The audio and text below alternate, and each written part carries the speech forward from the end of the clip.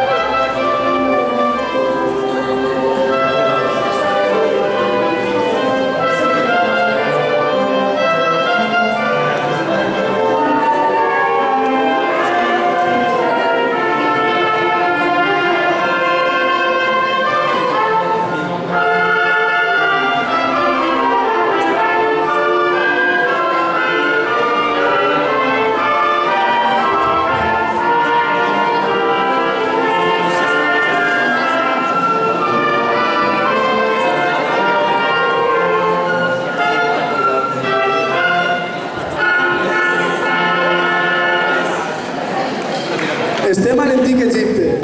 El príncep Tamino se'n va rescatar a Pamina, la filla de la reina de la nit. Han d'anar al palau del malèvol Sarastro, que l'ha segrestada.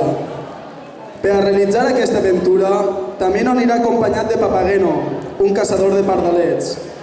Els dos duran a més d'un instrument màgic cadascú, una flauta pel príncep i un carrilló per a Papageno.